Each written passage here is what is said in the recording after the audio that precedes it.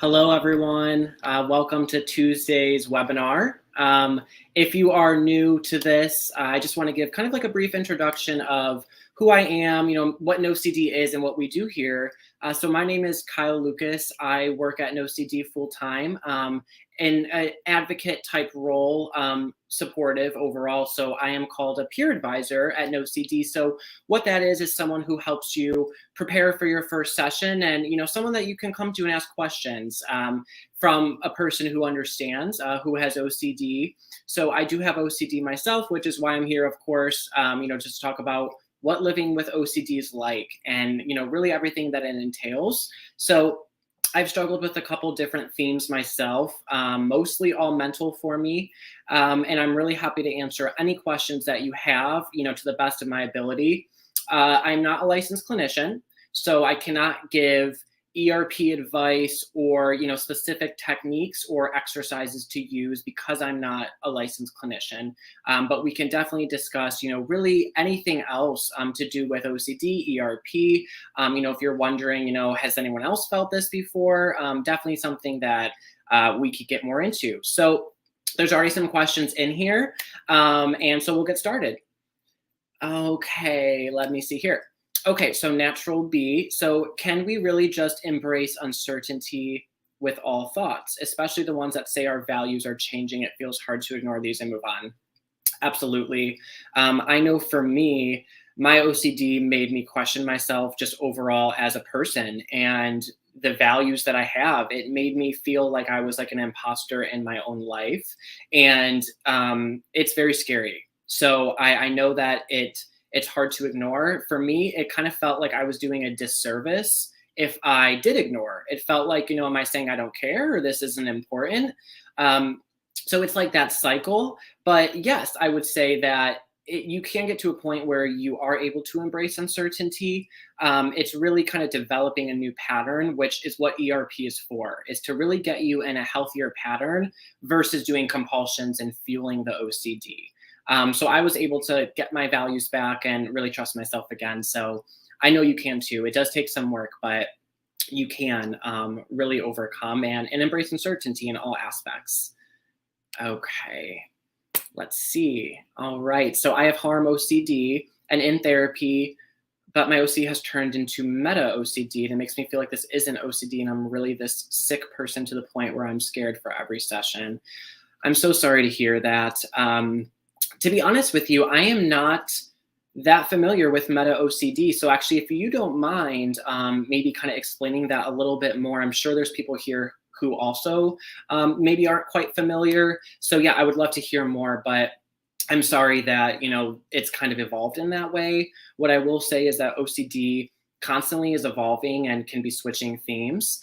And so it is normal for that to happen. I know it's happened for me several times, and I really had to just apply ERP and those same kind of techniques to what was happening. But I know that it's very scary. And I would just make sure to really relay that to your therapist and treat it like you have treated harm OCD. It's OCD manifests in the same way, no matter what those thoughts are.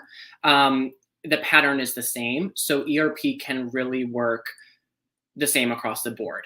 Different exposures, different ideas, certain things like that, but it really can work the same. Sorry guys, my camera keeps like going in and out. I'm sorry about that. But yeah, I would definitely talk to your therapist about that. And yeah, if you could explain a little bit more about the meta OCD, because I'm not even that familiar and I would love to hear more. Okay, Lauren. What is the difference between harm and pedophilia OCD? I am not sure which one I have. Okay, so both that I've struggled with before in the past. So the difference between those is harm OCD. Now this, for some people, this can include self-harm as well. So like suicidal type of OCD, intrusive thoughts. Some people consider that suicidal OCD, but that can be encompassed in harm OCD. I've experienced both of those types of harm OCD. So, the fear of hurting others and the fear of hurting myself as well. So harm OCD is, for instance, in my situation, I I became scared of weapons, and that, what if I lose my mind and, I accidentally use this weapon and hurt someone. So it's really just the idea that the potential that you could cause harm to another person or to yourself. So that is harm OCD, typically around violence. Any kind of violent act, whether that's just hurting or killing, anything that's all really scary. Now, pedophilia OCD is specific to the younger population. So just the thought of harming a child, typically more sexually. So harm OCD, I would consider more violent. Pedophilia is more on the sexual side of things, which is terrifying. I would say, I know for me, pedophilia, I mean, they're all so terrifying, but I think certain themes, and this is my personal opinion, hold more weight than others. So I'm sorry that, you may be experiencing one of those, but Lauren, I did too, and it was really terrible, but I was really able to get through it through the ERP here at NOCD. So I know that you can too, and it's very scary, but there is help available. So I really wish you the best in that. But yeah, if you can always throw more in too, but that's pretty much the difference between those two. Okay. I have HOCD and started psychoanalyst, but for other reasons. What do you think of it?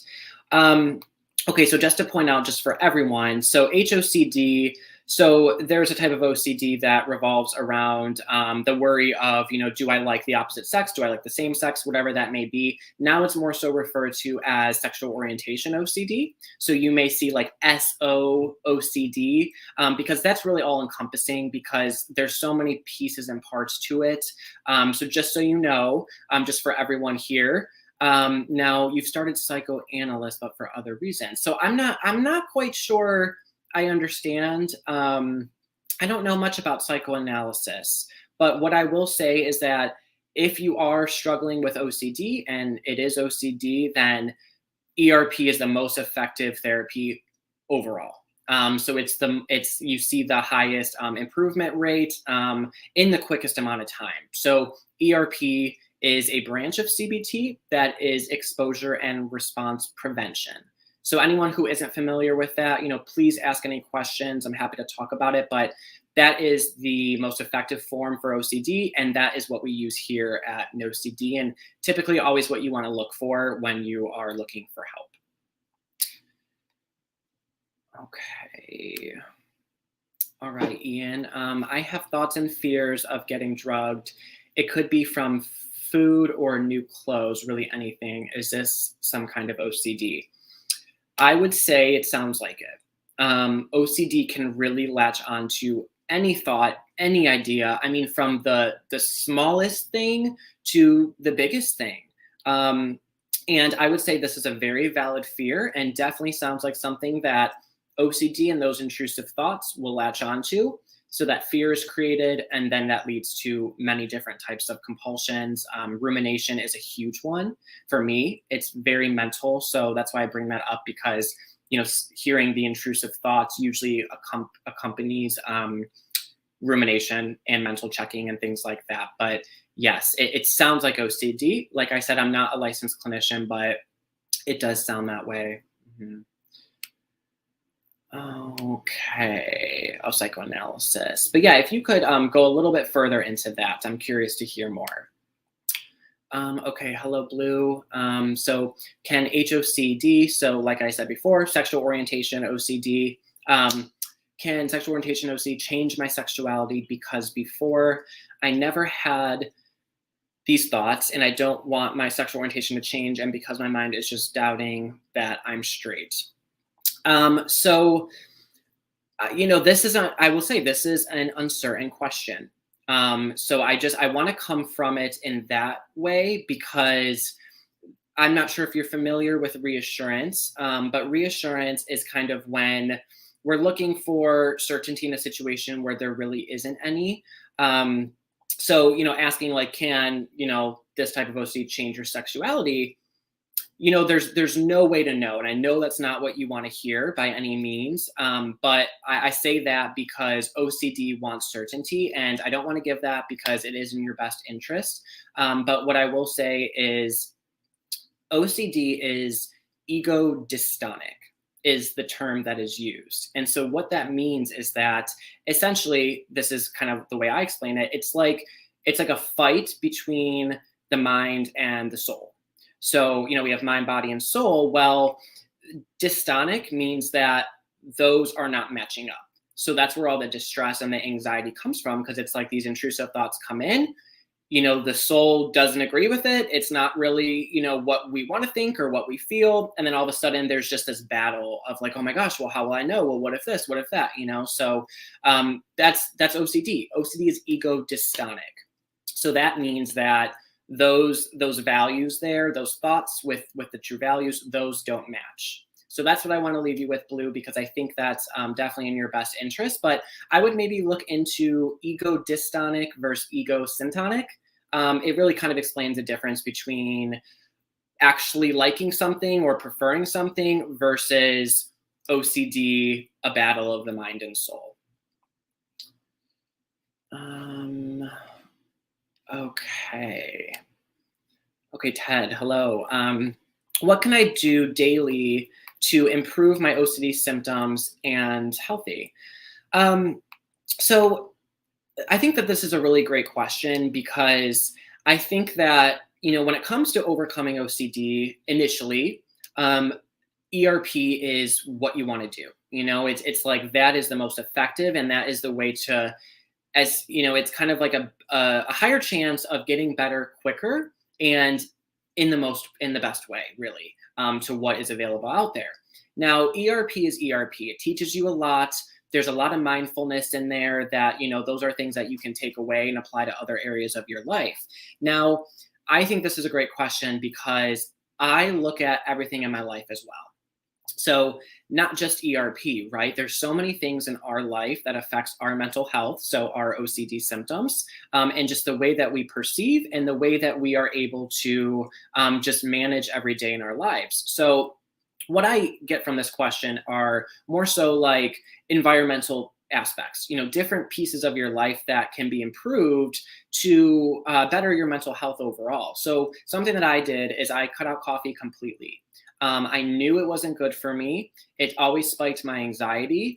Even when I was doing great with OCD symptoms, there's still so much anxiety that comes from it. And it puts me in that kind of like, almost like a manic-like mood, which just, I always knew that it really bothered me, but for some reason I still drank it. Was it addiction? I don't know. But I completely stopped coffee because I knew that it wasn't good for me. And caffeine in general really actually isn't good for you. So I took that out of my life. Really getting outside is a big thing for me, whether that's a 10-minute walk, literally lifts my entire day. And like, there's a lot of things like, just like working out, eating healthy. I was speaking to someone a few weeks ago who changed their complete diet. Completely. I think they said over the course of 8 months, they lost like 80 pounds, which of course is amazing if you are, overweight and not, feeling like you're the healthiest you could be. And they said, their mood and just their symptoms in general changed drastically. And this was even before therapy.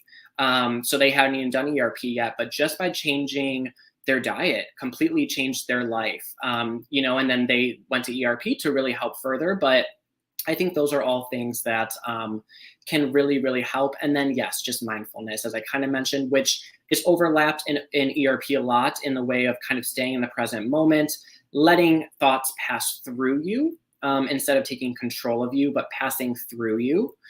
So I think those are a few things that really help me.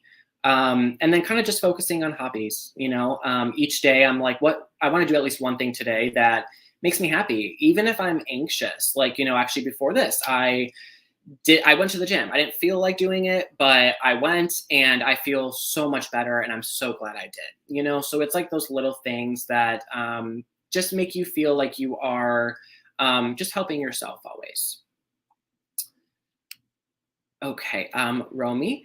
I always have to know exactly why I'm anxious. I will ruminate and try to find an answer, but no answer is ever good enough, and I end up being more anxious overall.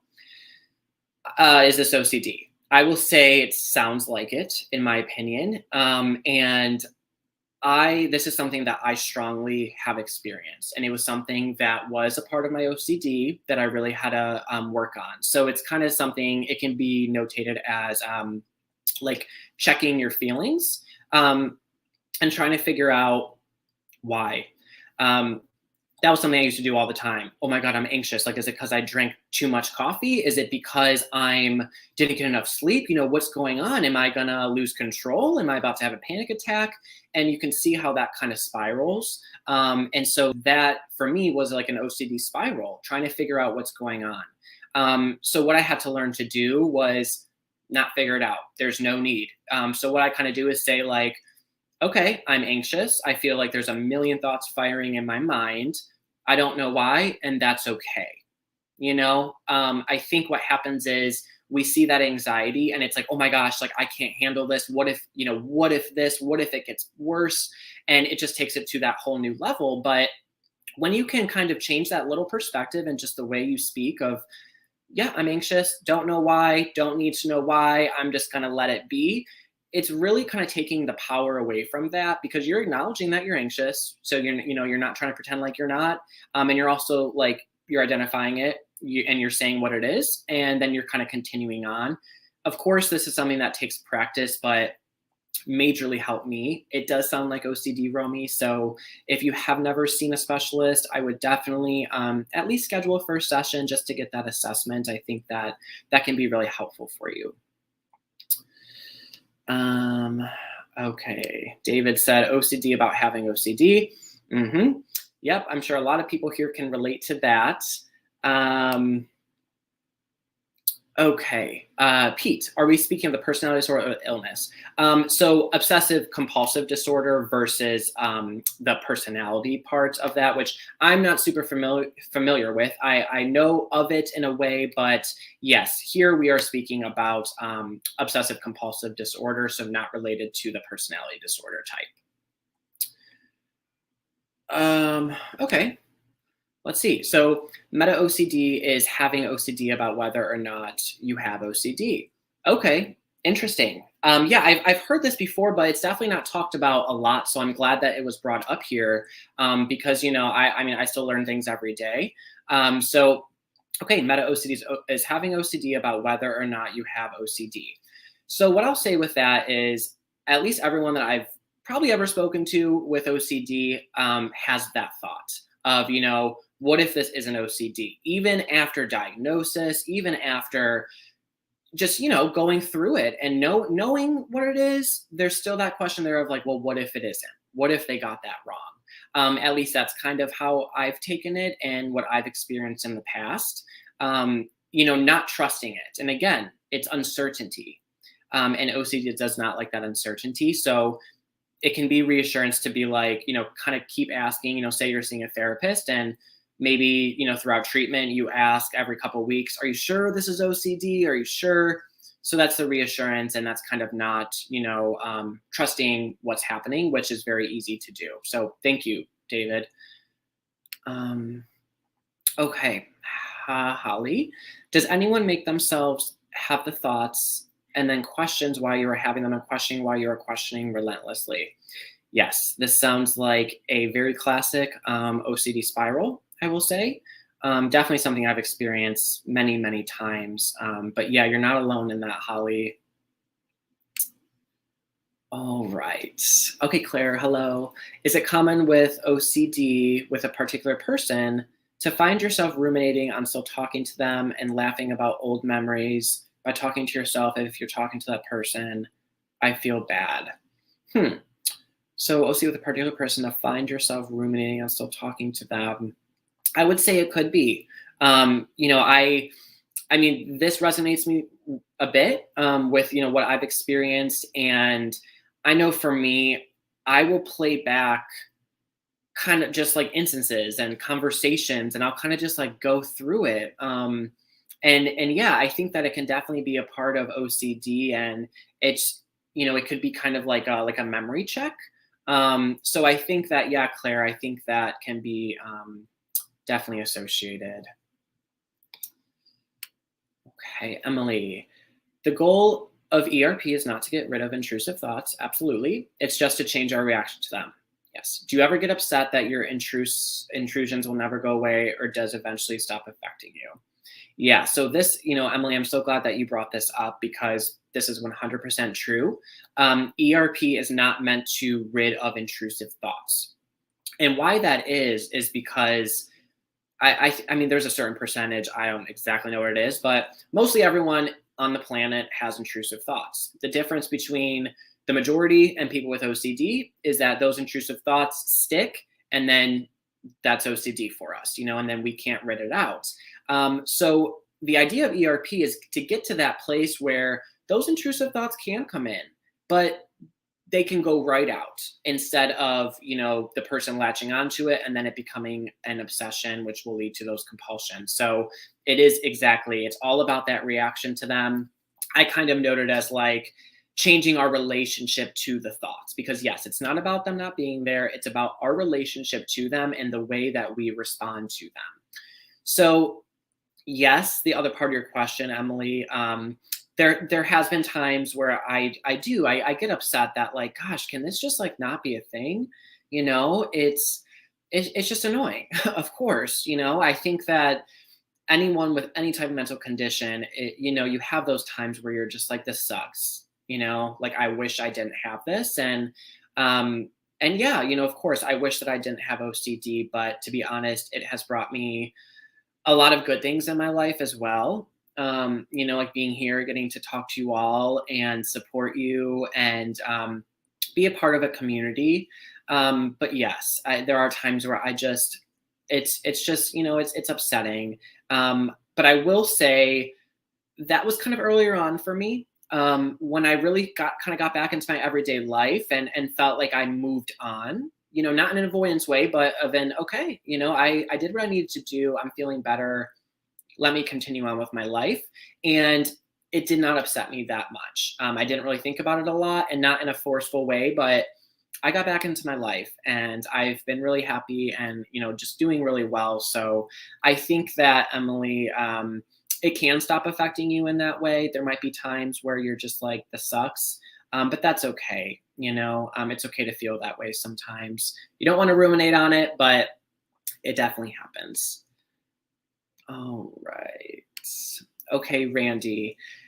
Could you please give me some insight on relationship OCD? Does it make you think about your past relationships even though you're happy in your current one? I think it can. Yeah. I think that, I don't think there's, to be honest, there's not really rules with OCD and the way that it can manifest. So I think, yes, even if you're happy, in the relationship that you're in, I definitely think that intrusive thoughts can latch onto things from the past for really any reason at all. And sometimes we don't know why, and that's okay. Because it's best not to really look for answers in that way, because it doesn't really matter why at the end of the day. It's just the fact that it's happening, and then what can you do to overcome and get better and be happier. So, but yes, I think that it can absolutely do that, Randy. Oh, look who it is, Mario. Hello, Mario. Thank you. So Mario has joined in since the beginning.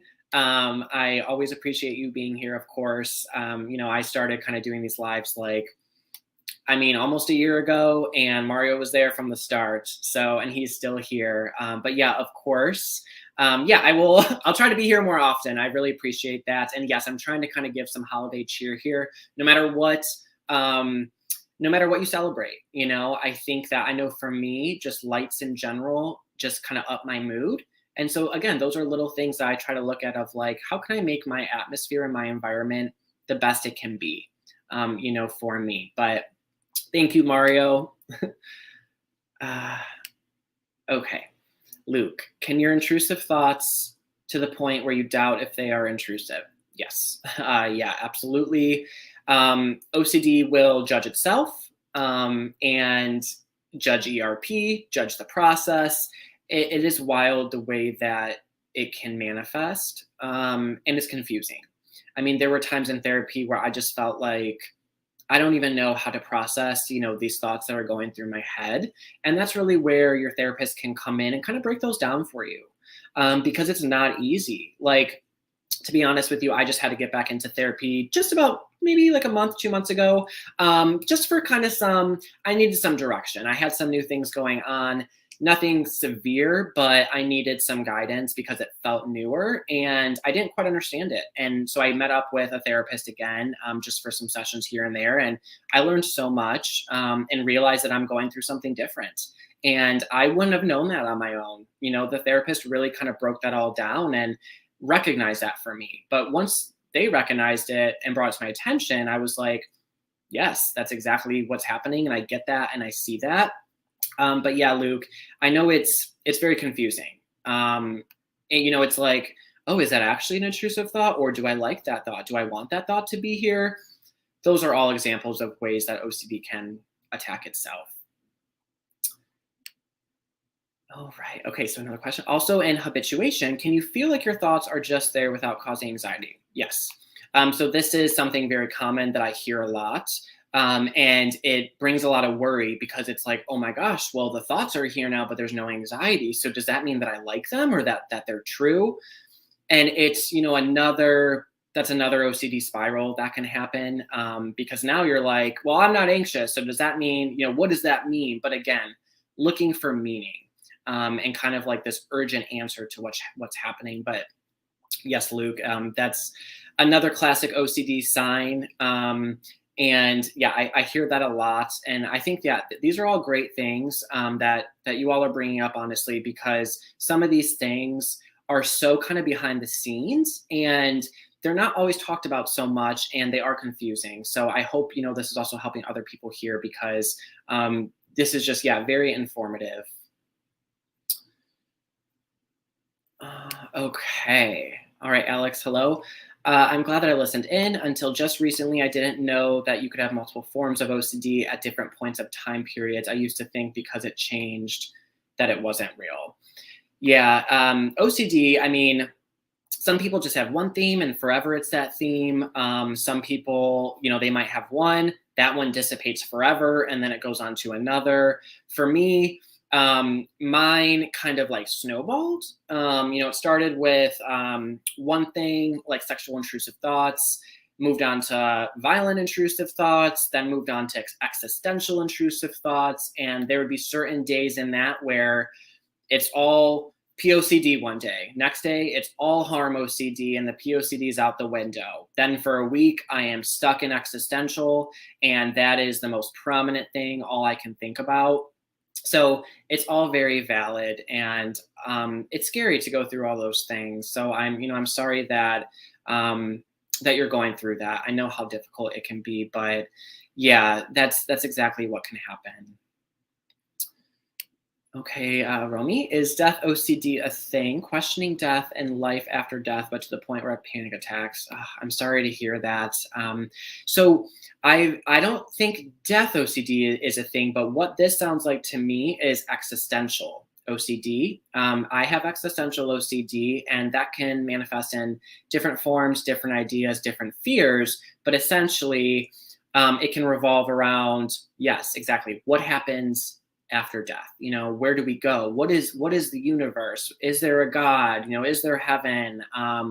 Is life real? Is this a dream? Like all those type of things are kind of really in existential OCD. So that is what that sounds like to me.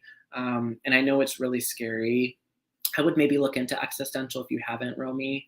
And I used to have panic attacks all the time, and I know it's terrifying, and every single time it feels like it's the worst one. Like, this is the one that's going to do it, this is the one that's going to put me over the edge. But really, when you look back, you always made it through, all those feelings are temporary. So, if you're not seeing a therapist, I would definitely look into it because you can overcome for sure. Okay. Let's see. Okay, so how is a long-standing person with OCD going to know that making yourself think things to trigger rituals isn't a thought of your own, even though it makes me feel uncomfortable? Okay, let me let me reread this. I want to make sure I understand. So, how is a long-standing person with OCD going to know that making yourself think things to trigger rituals isn't a thought of your own, even though it makes me feel uncomfortable? I'm not quite sure I understand, Holly. If you don't mind maybe clarifying a little bit, make yourself think to trigger rituals isn't a thought of your own. Yeah, if you don't mind clarifying, I just want to make sure I best understand there. Okay, Mary. Any idea how ERP works with real event OCD? When you did something years ago that you are not proud of, have been forgiven, but can't forgive myself. Okay, I'm sorry to hear that. I myself, I've never really struggled with real event OCD, but I can't quite say how ERP would work for that. But what I will say is that it can work. There can definitely be exposures created to help you work through this anxiety and overcome it, so that those thoughts about whatever happened in the past are not constantly on your mind. Because what I will say is that OCD is irrational. So that doesn't mean that there are not valid and rational aspects of it. For instance, if you did something in the past that you find was a mistake, or you wish you hadn't, or you regret it, or whatever the case is, that's valid. That's something that happens to all of us, and that's okay. Once in a while to think about something that you're just wish didn't happen, or whatever the case is. But when OCD takes over, it becomes irrational, because then that becomes all you're thinking about, and then that's when there's something going on there. So I will just say that there can be exposures created for what you're going through, Mary, for sure. And there can be different types. There's many different types of exposures, and those will be personalized to you, and to what you're going through, and what your fear is. And that's when you meet with a specialist and you really break that all down so that they can make a plan for you. Okay, David. What are the complications when dealing with someone with OCD who is under the age of 18? I'm finding it hard to find a therapist who works with people under 18, and it must be more involved. So yeah, I think that working with minors can be different for sure. But I mean, at NOCD, we have so many therapists across the country. And I would say, just from what I see in most states, we do have therapists who are licensed to treat minors. So there's certain therapists that are, they can treat anywhere from, 5 years old and up. There's certain therapists who are just 16 years old and up, and then others who are just working with adults.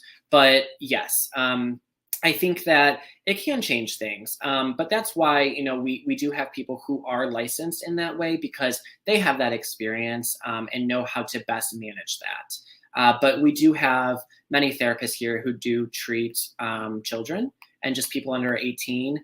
Now, it depends on the state and what's available, but, definitely something that we do have here.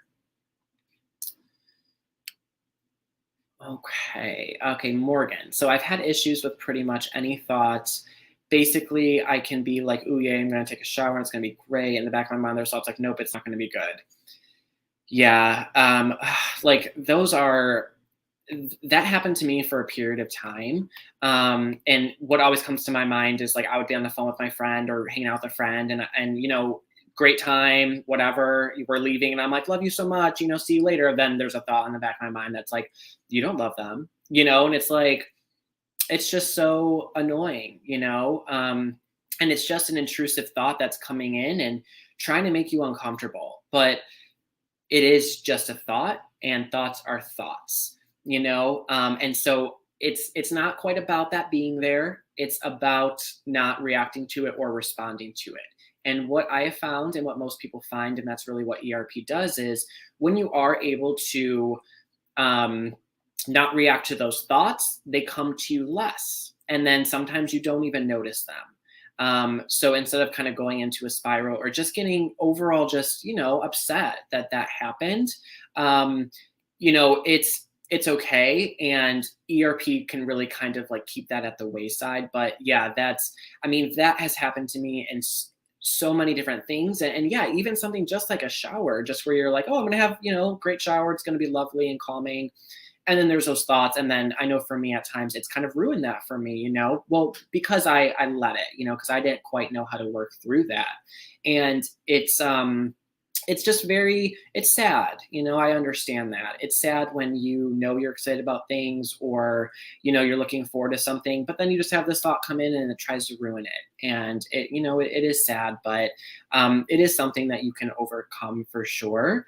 You might be kind of dealing with maybe like a pure O situation, which can really attach to anything. I'm not sure if you're familiar with pure OCD, but maybe something to look into. But yeah, I've experienced this a lot, Morgan. So I'm sorry that you're going through that. I know it's just very discouraging, but this is something that you can overcome for sure, and kind of trust yourself again. And I'm gonna go take a shower and it's gonna be great, and then it's great, and those thoughts aren't trying to ruin it for you.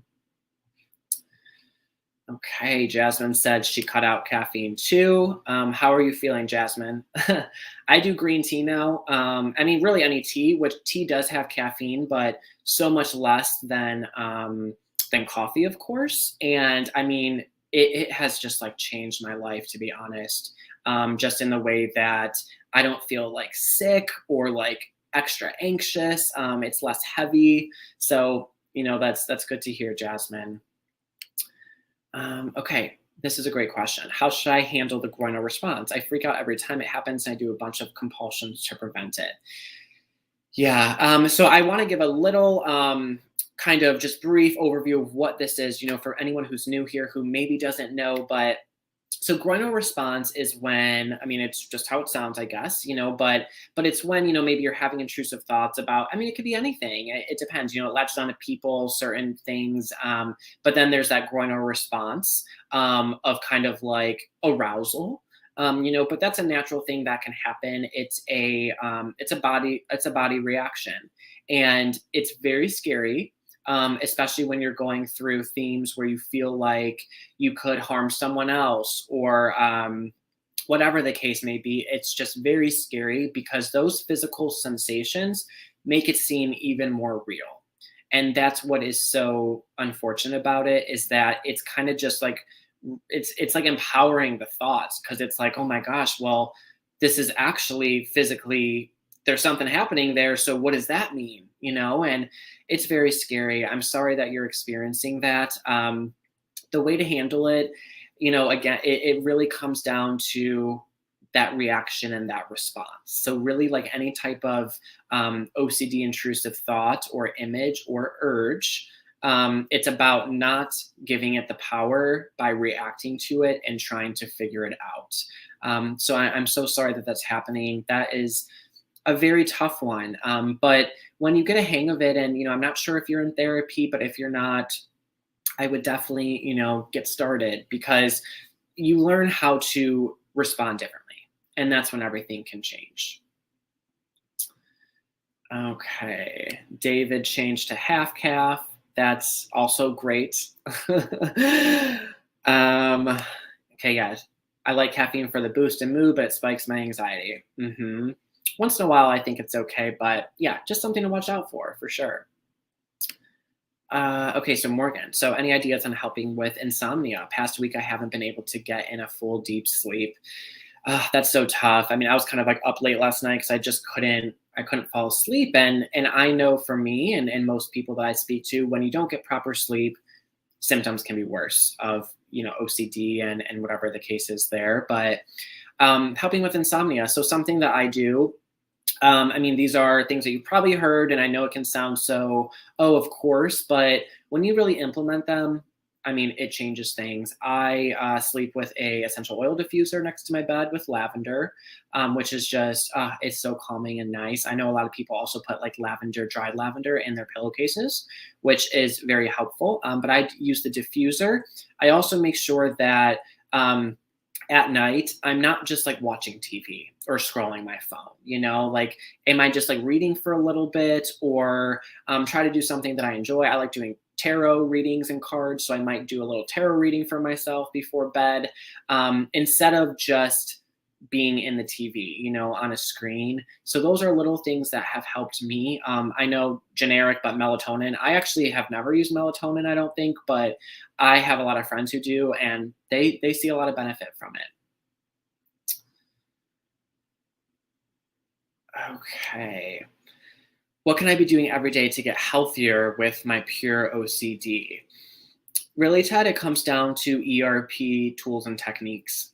Because when it comes to ERP, those who have done it and are familiar, ERP, there's kind of two sides to it. So you have the side where you're doing these exercises, and those are those exposures. So you're purposefully like sitting down, triggering yourself, exposing yourself to the fear, then you're working through it. Typically, I know for me, I'm kind of sitting with like a pen and paper or whatever you're using technology. I like pen and paper, and I'm kind of writing, minute by minute, what's my anxiety level. And it might take me 20 to 30 minutes to get that anxiety down.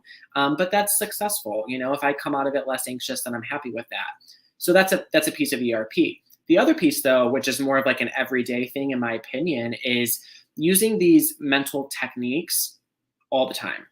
Now, it takes a little bit of work at first, for sure, but what happens is, because this is cognitive behavioral therapy, is that you can habituate to that way of thinking. So you can habituate to using those techniques and responding in that type of way, because you will do it so much that you get accustomed to it, and it's kind of like a natural thing that will end up happening. So that is something that changes everything. Because when you're filtering in those things during your everyday, it becomes a part of it. And then the goal kind of is that down the line, once you really get into the practice and the habituation, that you won't have to forcibly do so much, So it's like the thoughts come to me less. So I'm not always kind of like on that prowl of, I got to challenge this thought and do this or do that. But there are many things that you can do. Just for instance, one thing that I'll just mention is there's like a technique that's distraction. Now, there's a big difference, though, between good distraction and bad distraction. And this is very important, because one will fuel your OCD, one will take the power away from it. Bad distraction is something like this. Say I get an intrusive thought like, oh my God, what if I took that knife and cut myself? Well, the bad distraction is, oh my God, I don't want to think about that. Like, let me go, turn my show on really quick so I could get into that, or let me, do whatever I need to do to try and run away from it. Because now that's avoidance, though. So that's fueling the OCD. That's bad. Good distraction is intrusive thought comes in, and I'm like, oh, there's OCD. Don't feel like dealing with that. I'm going to start singing my favorite song so I can just forget about it and move on. But you can see how that's different, because I'm not running away from it in that way. I'm just saying I know it's happening, but I don't care about it. Like it's meaningless to me. So why am I going to spend my time on it? So those are just a couple of things that can be used during the day.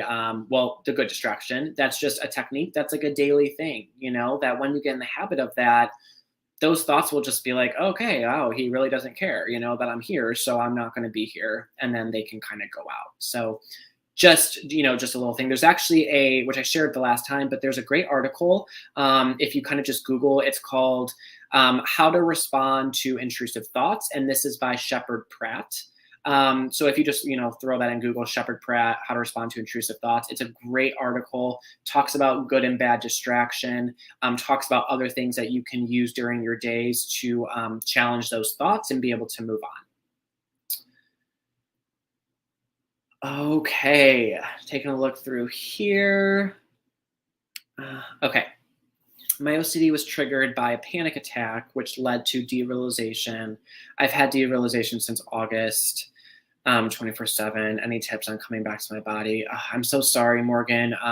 Derealization is so scary. I experienced that heavily when I was like in the depths of OCD. And it's terrifying to feel like I felt like I was always like floating above myself, watching myself from across the room, have conversations. And even when I was having a good time, I still was kind of like outside myself, just watching what was happening and knowing that I'm enjoying it and I'm aware, but also I'm not aware because I'm also over here thinking about it. It's very scary. So, ways to come back. It really, and I could say it a million times, of course, but it's like not ruminating on that, because I know for me, I can think a lot of, say I'm in a conversation with someone and I'm elsewhere. Well, then I might think like, oh my God, I'm not actually like paying attention to this conversation. I feel like I am in derealization. I feel like I'm floating above. I feel like I'm not aware. And then that can begin a spiral though, and then now that's all you're thinking about. And so that's really where that OCD and then the derealization feeling can feel even stronger. So it's almost like an idea of, okay, I'm feeling like not quite in the moment. I don't know why, but that's just happening, and every feeling is temporary and it's probably going to pass. So I'm just going to kind of keep that over here, and I'm going to get back to my conversation. I'm going to get back to work. I'm going to get back to whatever this is. But that can be a way to kind of take away the power from it, because I know it's not a good feeling. And same thing with anxiety, but OCD wants us to feel like we cannot cope with that anxiety or with that feeling. But we always do. We always can cope, and we always overcome. The feeling always changes. It always dissipates sometimes. I mean, there's moments, but it sounds like there's a big attachment to this derealization. So OCD might just be completely latched onto that idea. And it might just be a constant rumination for you of knowing, I feel this way. Why do I feel this way? So that's something that you can work on with ERP for sure. It was something scary for me. I was able to get through it. It has to do a lot with feeling checking as well. How do I feel right now? Why do I feel that way? Does that mean this? Is it because of this? So OCD spirals there. But Morgan, I do wish you the best there. I know it's scary, but it can get better. It can. Absolutely.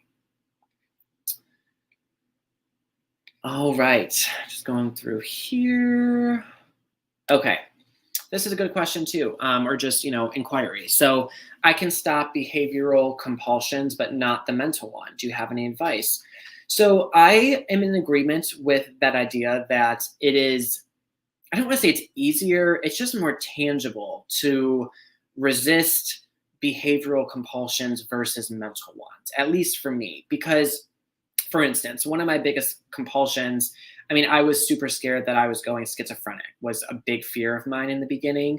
And so I was taking these quizzes every single day, probably like 20 times a day of, symptoms of schizophrenia. I would fill out these quizzes and it would tell me if I was like on the verge or what does that mean or whatever the case is. It was reassurance. So of course, because if I'm doing the quiz 1,000 times, well, that's reassurance, but also that's something physical I'm doing. I'm on my computer, I'm filling something out. So, for me to recognize that and be like, okay, I need to stop that, that's, if I'm on the computer doing it, then I'm not stopping it. And if I'm not, then I am.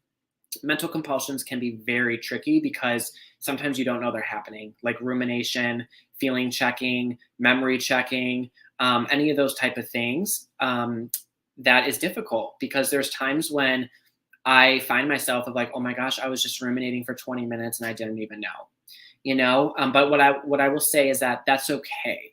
It's compulsions, generally they will never just cease to exist forever, especially those mental ones, because if rumination begins, all we can do is recognize it and stop it.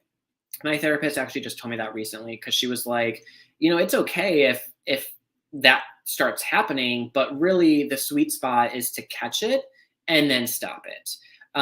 So that's kind of like my advice there, is that to me, it's not as easy, but it really comes down to recognition, so right away, kind of when you realize that it's happening, that's when you can make the decision of kind of calling it out of like, okay, I was just ruminating about this for 5 minutes.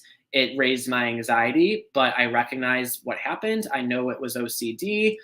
I'm going to use this ERP technique, or maybe I need to go do an exposure, so it's kind of looking at it that way, of that it's okay if these things happen. You're always just going to do your best to stop them when you can, and try not to beat yourself up, because that was a big thing that I used to always do, is like, oh, I was just ruminating for an hour, like I suck, why, how could I allow that? Well, it's okay, it happened. So give yourself that grace of like, oh gosh, I was ruminating, I wish I wasn't, but I'm going to stop that now. So kind of like empower yourself in that way. Okay, Ahmed. What is the difference between OCD, intrusive thoughts, and schizophrenia, intrusive thoughts? Still questioning about these two. It's one of my obsession. Um, so, yes, let's see here. So the difference between this is a tough question, but what I will say is that, I mean, just from what I know and understand is that, I mean, OCD and schizophrenia are very, very different in the way that they manifest and the way that things are perceived.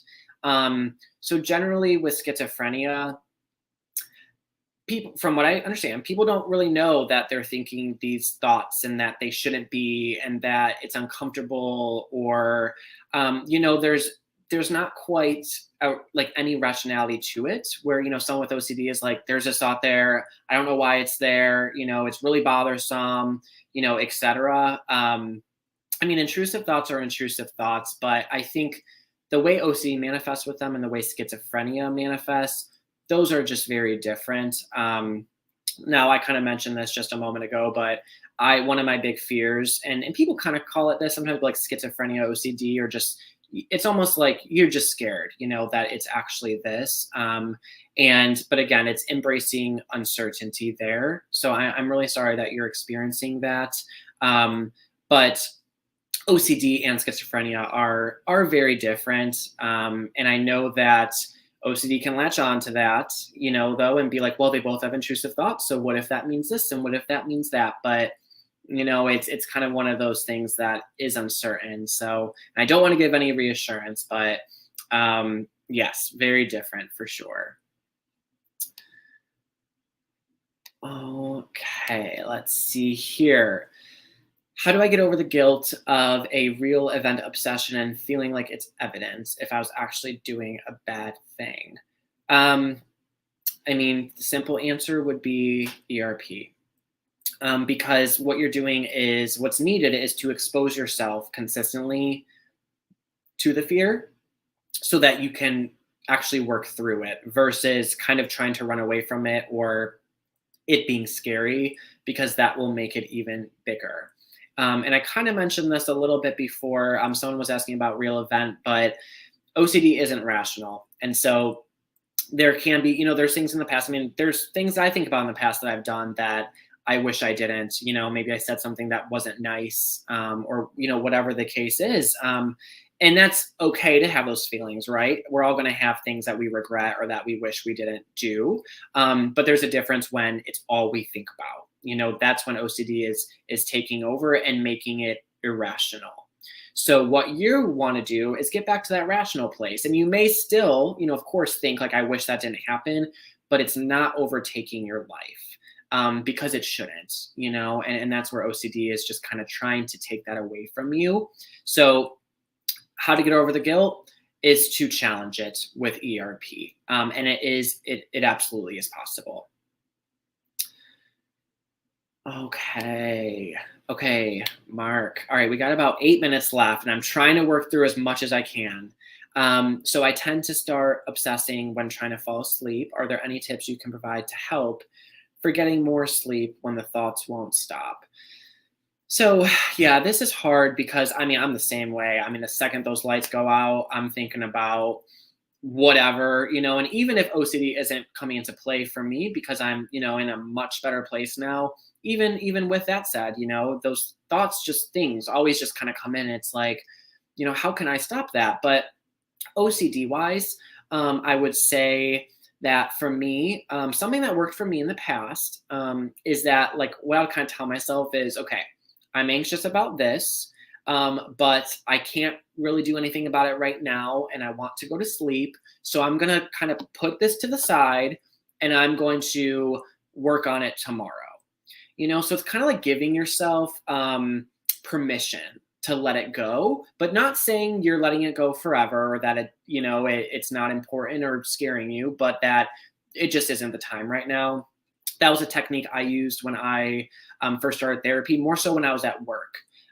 Because and this is before OCD, I worked elsewhere, and, I asked my therapist, what can I do in those times where I just need to do something, whether that's schoolwork or, I'm working, I'm speaking with someone, and I need to be as present as possible. She said that that was something I could do, is kind of acknowledge it and identify it, of like, okay, that's happening, it's scaring me, but I can't quite get to it right now, so I'm going to touch back on that later. So that's kind of something that I've used, and maybe that could be helpful in this situation. Now, at the time though, it was more so like, I'm gonna get to this after work, and I'm gonna, do an exposure or do whatever. So I kind of just give myself a little plan. So instead of like brushing it off, and just trying to avoid it, just say, okay, yep, that's means something to me right now, but I really want to go to bed, so I'm gonna have to save that for tomorrow. Maybe you even say like this time, if you are doing exposures, yes, because when you're in therapy, you have those tools. So it's trying your best to use those tools there. And then I mentioned that Shepard Pratt article. So if you just Google Shepard Pratt, how to respond to intrusive thoughts, it really gives a lot of different tools to use in those moments when you don't want to be enveloped in the thoughts. And it can provide a way to let them diminish, at least in that moment. Even if it comes back, the next day or whatever the case is, it's giving you the ability to go to sleep, to do your work, to go to dinner with your friend, and kind of save it for later. So I hope that helps, Mark. But I would definitely look into that article. I think that can be very helpful as well. Okay. All right. I'm just going to kind of look through and see if there's anyone that I haven't touched on at all. Okay. So Jeanette, I see that you mentioned earworms. I'm not familiar with that. If you don't mind, maybe going into a little bit more detail there. Okay. So she stays. Okay. Medication question. So does OCD stay while going with medication therapy? So OCD, there aren't quite medications that are just like, oh, this is the solve the OCD, like thoughts and stop that. So there are certain medications like SSRIs that are known to help a little bit more with OCD. And I know people who are on medication, and it helps them. Or there a lot of people I know do medication in conjunction with ERP therapy, and that can work for them too. So I think that medication can be helpful depending on the person. I tried some medication before therapy, did not work well for me. I'm very sensitive to anything like that, so it didn't quite work. But at the end of the day, ERP therapy is the most effective form to treat OCD, really at the root of it. Okay, let's see. Okay, Grace. How do you move forward if contamination fears seem so real that you're too scared to do ERP? Yeah, I mean, ERP is scary. It's so intimidating to think about, okay, well, that's my worst fear. And now I got to like purposely bring it up or purposely do something involved with it. I mean, that's terrifying. And it's definitely not something that anyone wants to willingly do. But what I'll say, Grace, is that it sounds like, you're right now, it sounds like you're struggling, and you have all these fears already with what's going on. And so what I always want to point out is that, living with OCD untreated is terrible. Of course, I mean, it is just, I mean, you just lose yourself. So you have all those different, bad feelings and thoughts that happen, and just compulsions that take up so much time. Now, ERP, scary, so OCD untreated, scary, ERP, scary as well. But OCD is scared of ERP. You know what I'm saying? So ERP can have fear. You're going to be triggered, you're going to be anxious, but with ERP, you're giving yourself a chance to get better.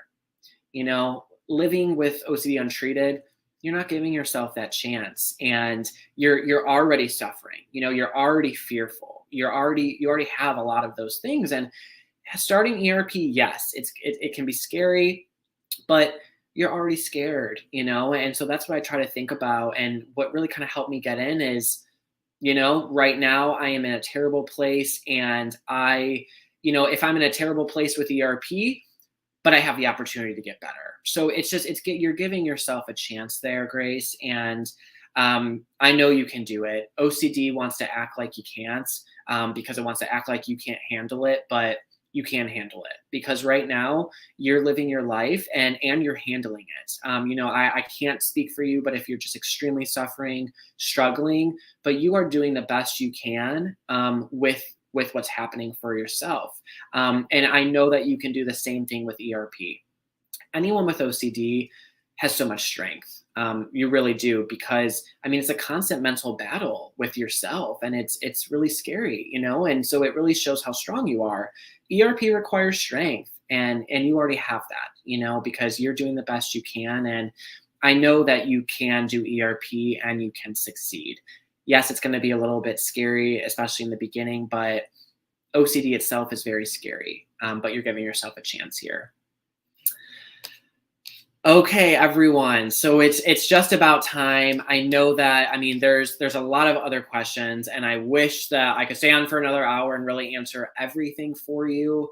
But I just want to leave off with just a couple things. So thank you everyone for joining in general. I mean, it's really great to come together as a community, and I see a lot of you talking in there, and I mean, that's amazing, because I think OCD makes people feel very, very isolated and alone. So I think, the more people that can come together and talk about this and support each other is just so meaningful, and just, changes lives for sure. So thank you everyone for being here. And I'm sorry I couldn't get to all the questions, but, I work at NOCD full time as a peer advisor. And, when you come into therapy with us, you do get matched with a peer advisor as well as a therapist.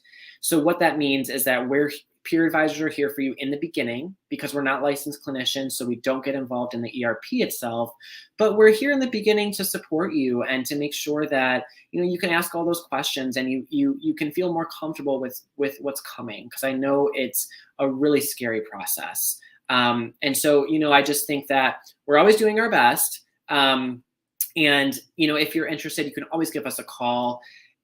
No pressure, it's even just to start that conversation and to just learn more, and that's a first step. It's okay if you can't schedule that session yet, or you're just not quite ready, but it's taking one step at a time, because this is a scary thing. It took me a long time to reach out for help, but once I got it, it changed my life, and now here I am. So if anyone, just needs more information, please reach out to NOCD.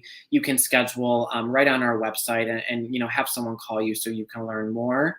And yeah, I'm there. So, I'm a peer advisor, and I am happy to speak with you before your first session. So there will be another live tomorrow. I won't be here, but, anyone who didn't get questions answered tonight, please join in tomorrow and throw those in there, because I know that there's a lot of questions, and I want to make sure that, everyone can get some answers. So thank you everyone again for joining in tonight. I just want to say happy holidays. Any holiday that you celebrate, but I know that holidays can be triggering for any mental condition, OCD for sure. And I know it's a difficult time. So just want you to know that we're all in that together. But I hope everyone can get some peace and, enjoy some time. So I'm sure I'll see you all at some point. I will be back, but I hope everyone has a great night and just a good holiday. Okay, bye.